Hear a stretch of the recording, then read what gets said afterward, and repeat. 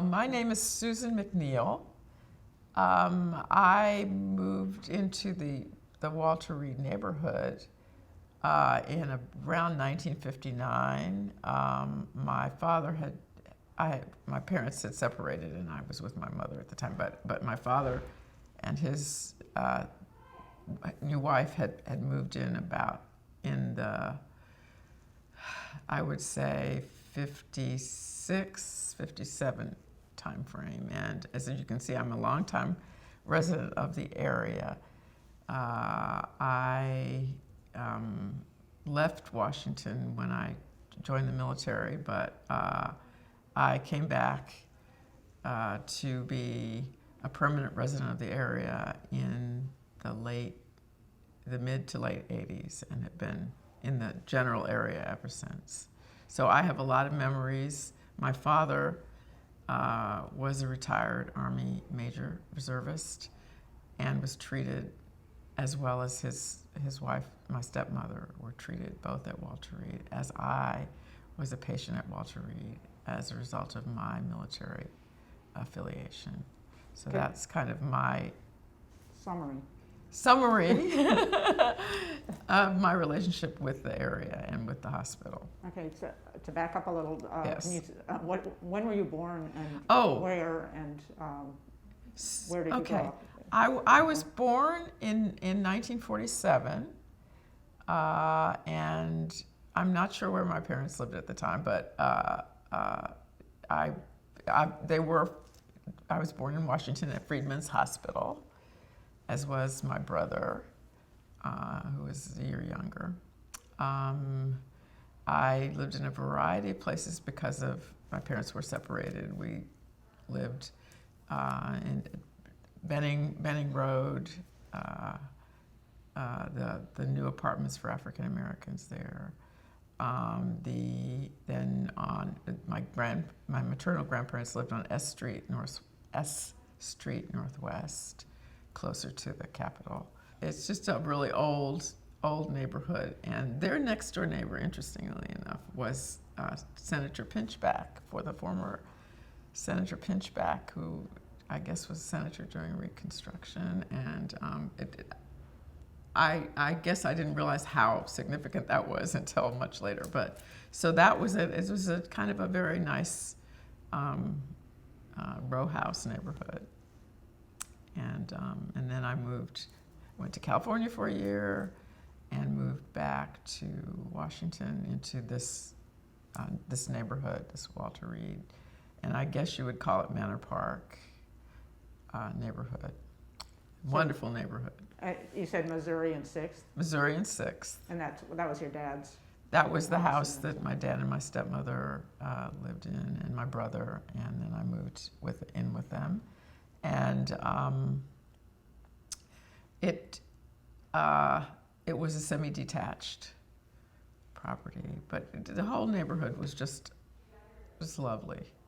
What was your first encounter, or what was the first time you came to Walter Reed? Oh, well, that was even before I had moved into the Manor Park neighborhood. And my very first impression, other than the walls, the gates, the brick walls driving by, was a trip as a school child when I was living on S Street Northwest. Gage Elementary School took us to the Walter Reed Medical Museum, the Army Medical Museum. And I could not have been more than, I want to say, 8 years old. And it was one of the most memorable experiences at that age that I could have, because there were many people have been there and know that there are all kinds of dissected things, parts of people, and miracles and wonders, and but totally inappropriate for a third grader. It was actually on the mall at the time you would have gone, not up here. It moved up here later. Or do you remember coming don't know. here? I remember coming. I'm pretty sure it was here. If it wasn't there then, if it was later, maybe when I was going to Paul Junior High School. But I'm pretty sure it was on the campus. It moved up, I think it moved up here in the late 60s. I know it was on the mall in 66. So, Okay. and you would have Well, been maybe it was. beyond 8. But nevertheless, Maybe I it came did later, come yeah. to the campus, and it might have been in the 60s when I was attending Paul Junior High School. So maybe the memories are conflated there, but I thought I remembered coming on a bus, but nevertheless, I did come here at some point to the Medical Museum. And so you went to Gage and then I did. Paul, I went and to, then- I had a very complex history going to Washington, D.C. schools. The first Washington, D.C. school I went to was Charles Young in the first and second grades. Then, because of the divorce, my parents separated and my mother moved in with my maternal grandparents on S Street in a different school district. She was still teaching. She taught home economics at Brown Junior High School, which is in that area. And she remained on the staff there. And I went to Gage, and she decided that I needed a better education, that wasn't pushing me.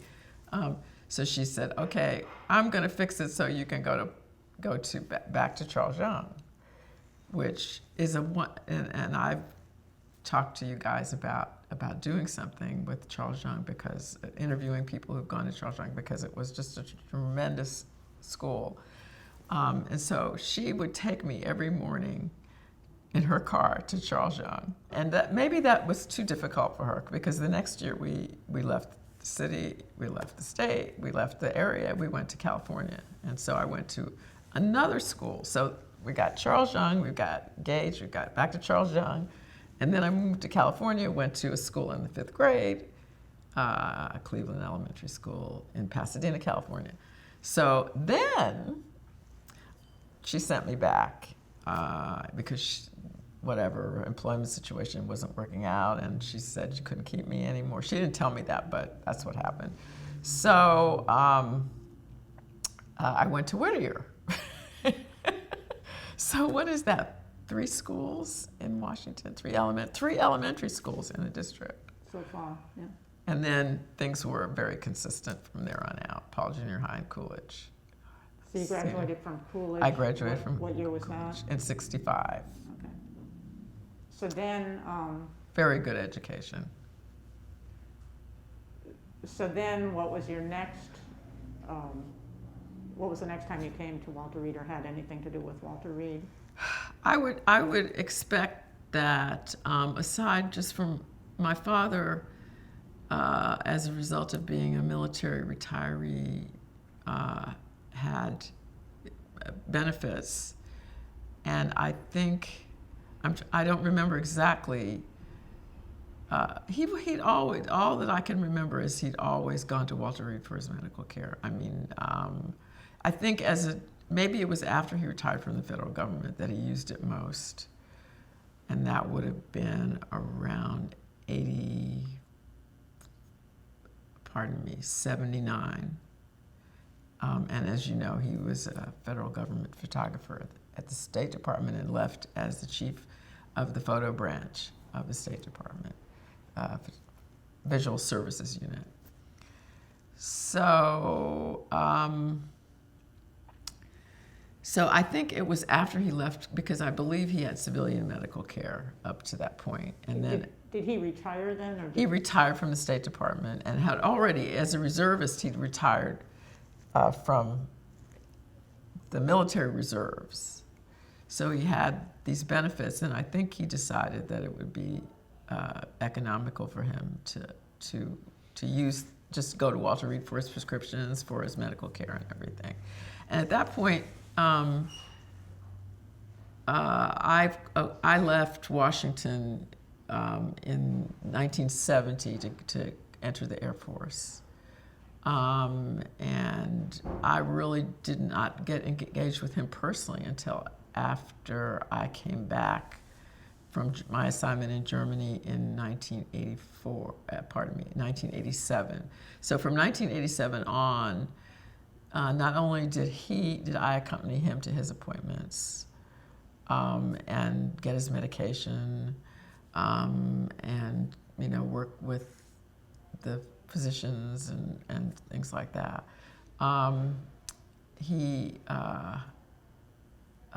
I was also assigned to the Pentagon, and as a result of that, their primary physicians were Walter Reed. Walter Reed, I don't know. I'm trying to remember what they called it. Medical center? No, it was a clinic at the Pentagon, and they called it something, but I can't quite remember. Anyway, it was a clinic of Walter Reed doctors at the Pentagon. Oh, it was a satellite. It's a satellite, I think they called it. And so if you needed anything major, you would come to Walter Reed proper and get your care. And I got all my care. I had surgery in '93 here at Walter Reed, yes.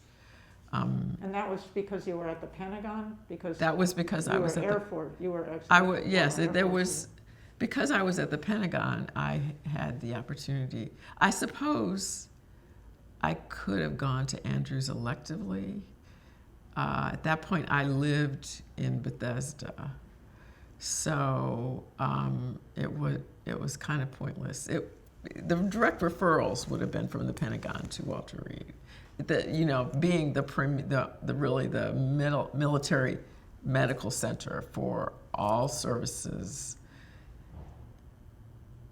in an umbrella kind of way, the highest level, so to speak, and those at the Pentagon would have the advantage of having this higher level, or whatever you'd call it, the best care. So I was very fortunate to feel that I was getting the best care. So you always felt like you were getting the best care here? Yes. That you could get? For the most part, yeah. There were occasions when I was a little frustrated, but mostly, yes, I felt that I was definitely getting the best care. Could you come here for routine things? Yes. Check everything. Well, while at the Pentagon, you had the clinic there, so they did what they could there, and if you needed more extensive work, you'd come here. I had my mammograms here, GYN appointments. I guess even X-rays, shots. I think they would probably have shots at the satellite facility, but it wasn't much. I mean, it was just like a small area, maybe a couple, like this area here.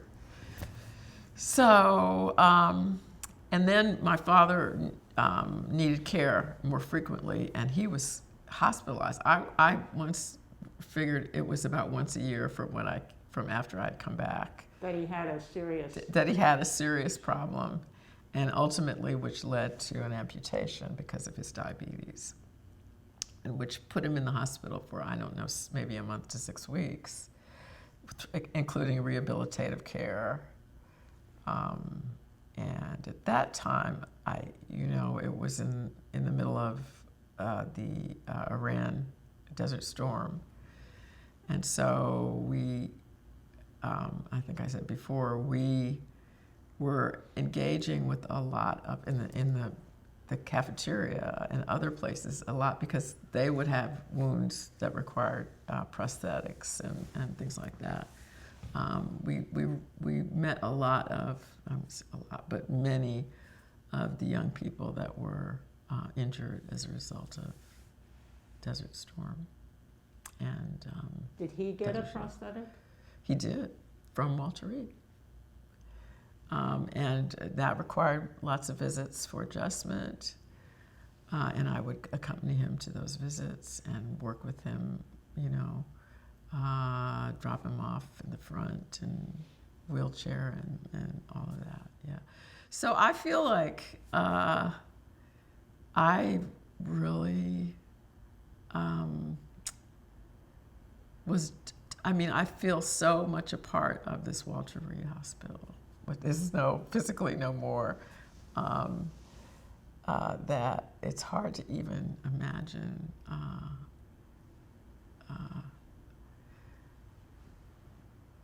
Rachel told me yesterday that the building was gone. She warned you? Yes, she warned me. And I was able to process that, but it's still, that I had such the number of times that I actually came into the hospital and, I could participate in the baking sales and the bake sales, and every activity, every ethnic week was the displays and riding the elevator and visiting my father in his hospital bed. And one of the things I would add is that my stepmother also received her care, not all of her care, but a lot of her care at Walter Reed. And she had a stroke in 1984. I had just left California in 1984 for an assignment in Wiesbaden, Germany. And I was there less than 6 months when I had to return in December of 84 as being called back because she'd had a stroke. And Serious one? She died in the hospital. Sorry. And that's another connection that I have, visiting the chapel with my father during that difficult period. The chapel here? The chapel. It was a chapel in the hospital. Oh, in the hospital? In the hospital, yes. They had a small chapel in the hospital. And just going through that, and we'd go into the courtyard during the time, we'd leave her room, we'd need a break and go into the courtyards. On, I don't know if it was floor 6, 7, and 5, 6, and 7 may have had courtyards. I'm not quite sure I remember exactly what floor it was on, maybe even 4. And they had planters all around, so you'd sit. At that time, he was not in a wheelchair, but at times I would take him in later on during his care. I would take him in his wheelchair and we'd sit and we'd talk in the courtyard. And it's just that there's so many times. One year I was in Charlottesville going to an Army JAG school event, course. And I rushed back because he'd had a stroke. He did? He had had a stroke, and he, of course, was at Walter Reed. So he went through rehabilitation, and the social workers were particularly good. They really worked and would not allow him to leave the hospital until we had all the plans in place, and good plans, for his care every single time. He was on the TRICARE. I'm trying to remember I think it was called TRICARE Prime. Maybe it's still TRICARE Prime, but where you'd have to pay a very small amount, and you'd have all of your care taken care of, including, as I said, I mentioned medications, and many times I spent down at the pharmacy window waiting for the number to come, or I guess it was in the main lobby, waiting for the number to come up, and I don't know if you know, but they had a system where they'd call out the number and it would be up so that everybody in the lobby could hear it. And is there anything you wanted to know about his care, or? Well, prime care, is that a VA? No. What is It's a Champus or TRICARE. It's not military. Well, let me explain. There are two systems kind of not really overlapping, but the VA generally takes care of those who are not in service, not in active duty, who are veterans. And that could be any veteran, whether you retired or not. If you have retired, you have benefits that really are similar to those on active duty. So he had, because he'd retired, had the benefits of those on active duty. Like me, I have those benefits if I want to take advantage of them, even though I'm retired. So now we're on TRICARE for Life, which is finally all the military organizations lobbied to get this non-charge, basically. They're charging now, but a little bit. But it's a free system, so you can have free medical care for life. That was the point. And basically, that's kind of what he had too, free medical care. And was he a World War II veteran? He was indeed. That's another wonderful story. What is the story? Oh, it's a long story. Oh, this would take a whole nother interview. Okay, well, maybe you can write down. Yeah. Well, tell me about he him. entered. Well, let me just quickly tell you. He entered World War II. A bunch of friends, they wanted to go to war. Interestingly enough, Until they'd been there a while? Yeah, well, no, it's interesting.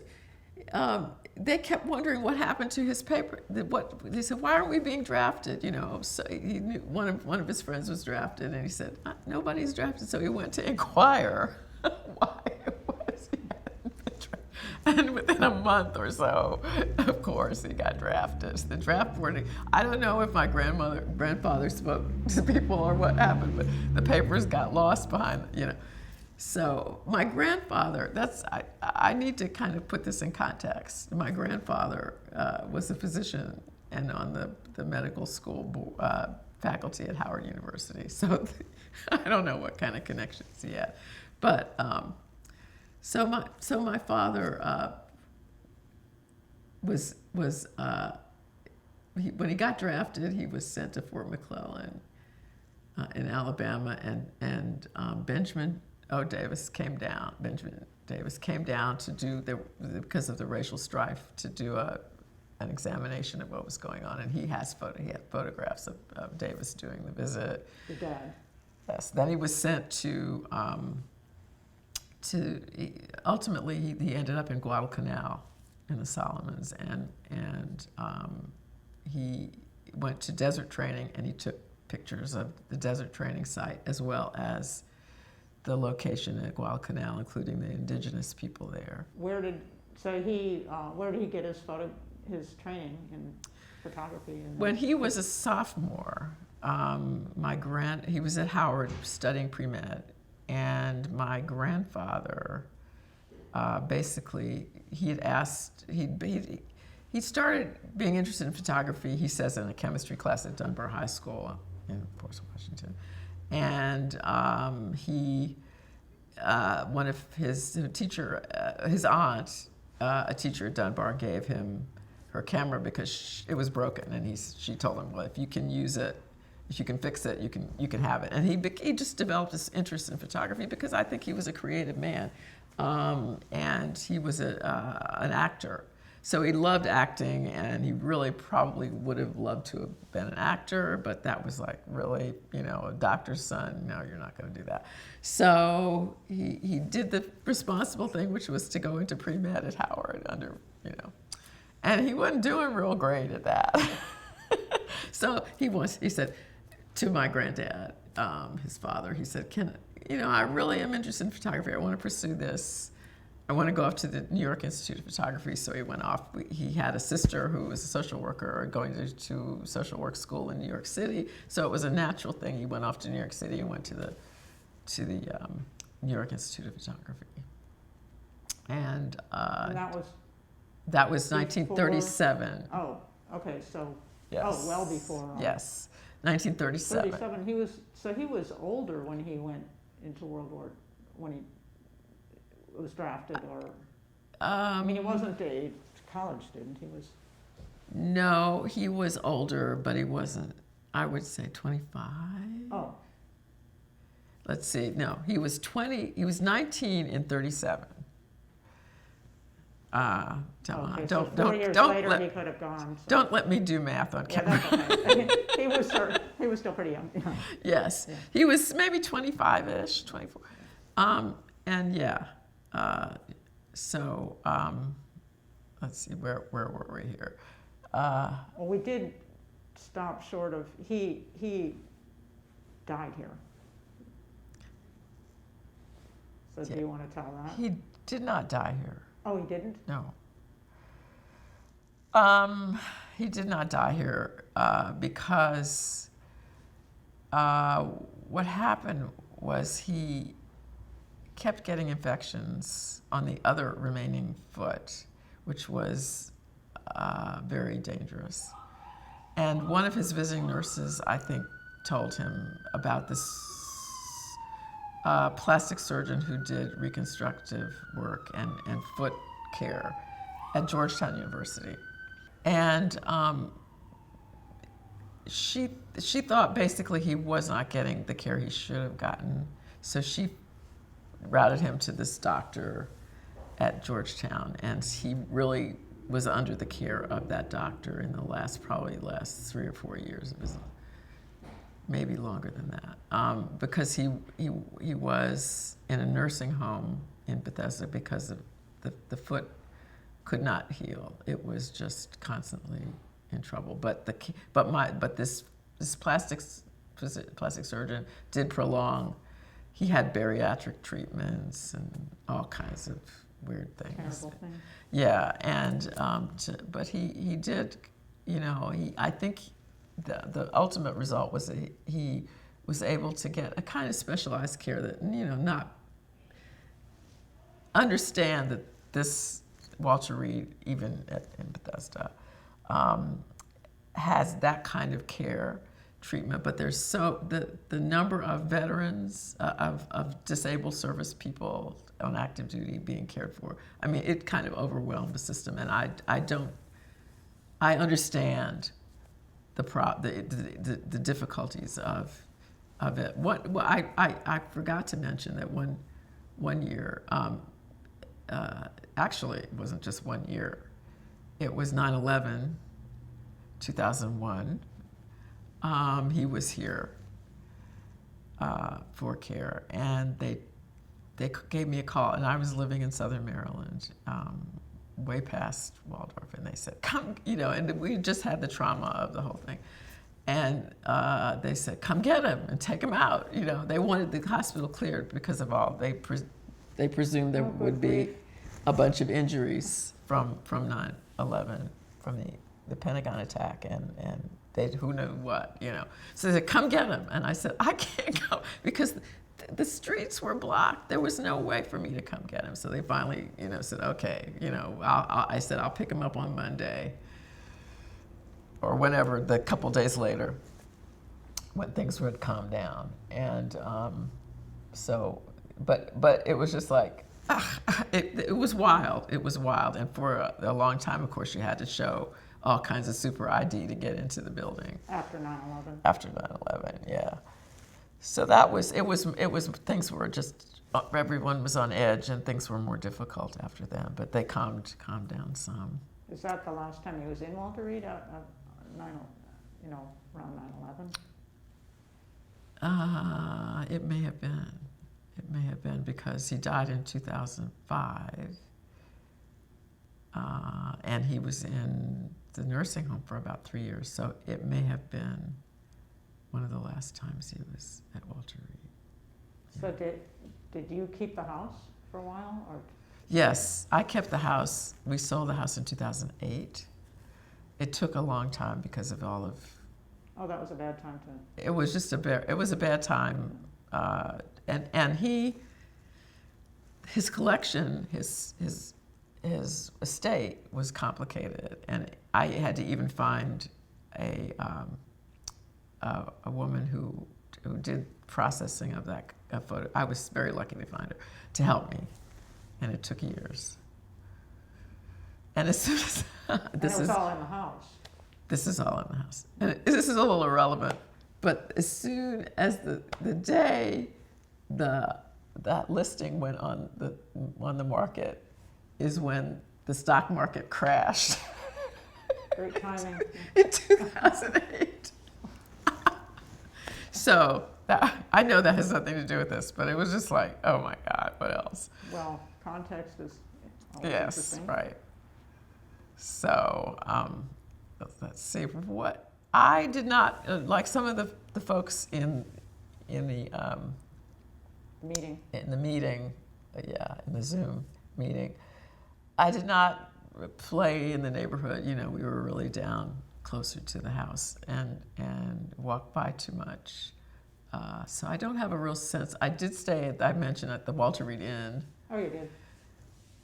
Right across the street. Right across the street. And That was when you lived in Southern Maryland, and I can't Maybe remember to be on what here. occasion it was, but it could have been then, and it could have been, because I think it had turned over when, after my father had died, or at that point. It may have been earlier when I came to visit, and I just said, I can't, the house was so messy, that I just said, I want to stay in a hotel, and it was, easy to stay in. Yeah. across the street. Yeah. So, what else? What else can I tell you? Let me see what other notes I don't. Well, how did you feel when the closure was announced? Oh, 'Cause that would my. have been sort of Well, would have of coincided course. with your dad Yes. leaving here, Yes. or right after. I don't. What year exactly? What was that? Because I think it was like 2006, 7. Oh, well, it was announced. Yeah, it might have been 2006 that Bush announced it because it was the Bush administration. Yes. He was in 2005 to. Yes. Oh, wait a second. No, he was in 2001 to 9. To 9. Yeah. Yeah, so it was in the middle. So it could have been any time. Yeah. It wasn't much after my father had passed away. A year or two, maybe, if that.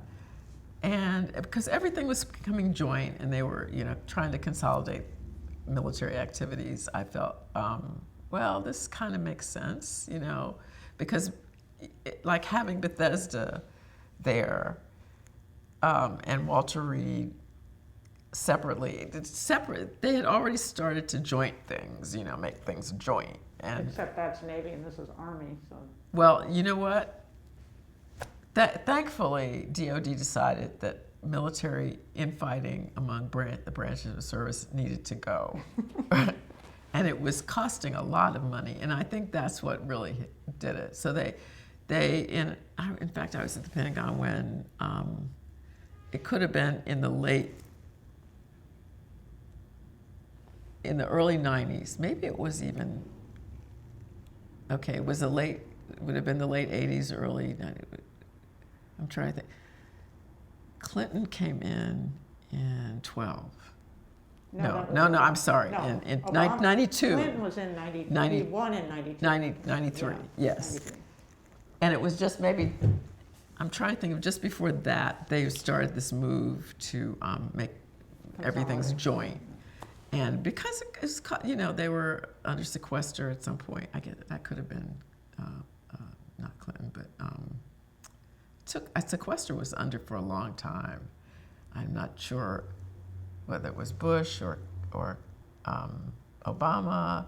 Anyway, so that wasn't much money. The downside or Clinton, there wasn't much money, so they realized that they needed to combine activities, and it made sense because Bethesda was this jewel of the Navy medical system, and Walter Reed, of course, was the premier Army and the premier place of presidents and all of that, and so it made sense. But personally, it hit me hard, and I remember the last time I came up was to pick up my records.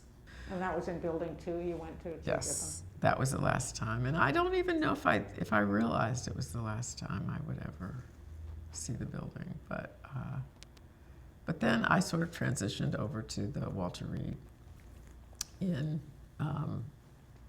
Bethesda. Yeah. So yes, it just was such a, it reminded me very much of coming here today reminded me very much of, I went back to, I was stationed in Germany from, as I said, from 84 to 87. They closed down my installation. Now, the installation was an old German military Kaserne, they called it, in the middle of Wiesbaden, which was a beautiful resort city. And I went back in 2000. Maybe it was late. I thought it was around 2000. Maybe it was 2003. And they had closed it down and repurposed it and made playground. You know, it was sort of reminiscent of what they did here, and made playgrounds and these bright colored playgrounds in the middle of this old army caserne where they kept the historic buildings. And the old administration office was a secret police headquarters, or not a secret police, like an OSI, well, you don't know what that is, but like an Office of Special Investigations, military, sort of paramilitary US. Police. Yeah, in Germany. This was Like the U.S. police, or else. No, I'm sorry. This was the German police. So they had like this special secret organization on the Kaserne, the base that I was stationed on, which was where my office was. So I was taking photographs of it. Oh. And this van pulls up and they say, "What are you doing?" And I said, I was, I used to be, my office was over there. And they kind of say, well, again, we see identification. So I'm pulling out my military ID card and all my stuff. And they kind of said, okay, we understand, And it was just like the awe that I had, the shock of the kind of discord that I had of seeing these bright colored playgrounds. And they had like housing also in bright colors, red next to blue. I'm very sensitive to colors. Red, you can see, red and yellow, and houses, like townhouses in the Kaserne. And I'm like, okay, this is just like so totally discordant to my memories, of this old, German place in this old resort town. And so that was kind of like, and I tell that story to relate it to how I'm feeling now about playground across the about street. The playground, and about just the change is but the story that I did tell on the that I hope to tell again is I had mentioned the relationship that my father and I had with some of the veterans. They weren't at the time out of the service, but they were wounded military personnel, wounded troops, where he would go into his prosthetic clinic and also around the hospital.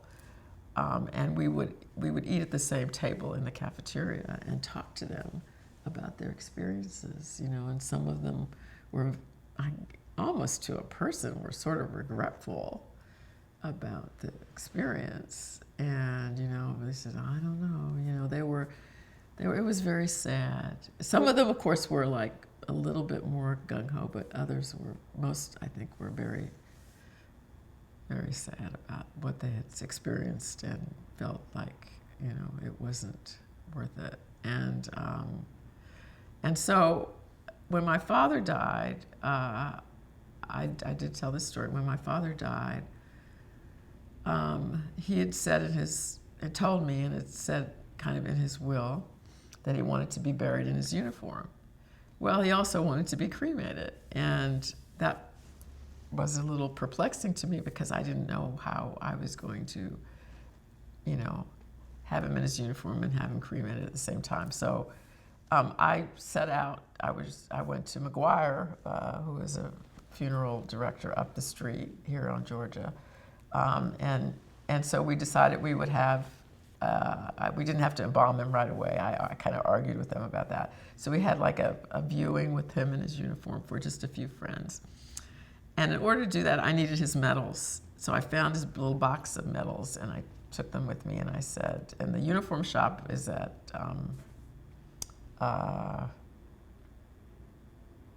the old, oh gosh, what's the matter with me? The former mental hospital with all the different buildings. St. Elizabeth? No. It's up in near Silver Spring. Forest you mean Glen. Forest I'm Glen. sorry. Anyway. It was a formal mental. It was? Yes, Okay. during Vietnam, it was where they sent the mental patients. Okay. It was a mental hospital, Okay. and so I went up to Forest Glen to the uniform shop, and I said, I'm an Air Force person. I don't know about Army medals. So a young troop in a wheelchair, a young wounded soldier, overheard me say that, and he said, "I will help you." And I said, well, here, I think I had his DD-214, which is a discharge document with all the medals on it that he had earned. And I said, here it is. And he helped me pick out these medals, with his wife holding this wheelchair. And it was one of the most touching moments. And I said, God, this to me is so meaningful and so indicative of what Army is as a community and what the Walter Reed experience is, that people come together from different races. This guy was Caucasian, helping me pick out this for my father. And just giving aid to this situation was so touching to me that it was something I will never, ever forget. And I want to have that, always documented, that experience. The Walter Reed experience was beyond the walls of Walter Reed. And so it just was so moving and meaningful to me to end my father's life in this way. I can't describe. Sort of a continuity. Continuity, yes, indeed. But so valuable, so valuable. It did have, that was a good ending, but I just wanted to, when you said in the cafeteria here, yes. When you talked to the, yes. Did he have any, what did he say, what did your dad say to them? Did he have any kind of I think he wisdom just, or anything to, I don't think he did. I don't, because everyone's war experience is different. And I don't think he felt like he, at his stage as a reservist, basically more a civilian than a military. Had he been on active duty for all that time and retired, it would have been different. But I think he listened. I think that was a really important thing, to just listen to them and understand what they had been through, and the continuity between someone wounded, an amputee, and him having a physical ailment that required his leg to be taken off. It was, age, race, as I said, it's a bond that those shared, which kind of broke down those barriers, and we were able to listen, and I think that was just, and I learned a lot, because I wasn't overseas in Desert Storm or Desert Shield, and I was sort of out of the timing of that, of really being at the Pentagon. You're not really in the military. You're in a big office building and doing whatever I was doing, litigation, so, but it comes back to you what you're there for, what war is, and what the meaning of your service. It was sort of an end cap kind of thing, So I think we can end here. It's a nice Okay. way to end. Okay. Well, again, I'm grateful for the opportunity. We're grateful that you drove up here, that you had these stories to tell, because they're, unique stories. And Well, that's what I knew. When I got that email, I said, they got to talk to me. Because I knew that my stories would be a little bit different from those stories of People who the worked here in the neighborhoods, the yeah. Neighbors Incorporated. And I did want to say a couple other things. As an African American, I mean, I think one of the women mentioned, the NCO club and all that. But as an African American, I always felt comfortable coming to Walter Reed because I think it was so open to the African American experience. The beauty, the store, the little store on the second or third floor had like all the hair products you would want, and of course that's mandated by DOD. But it was, I think they had a little extra. I mean, it was. There were a lot of African American workers, and I think my father really felt comfortable, felt at home, like this is your place.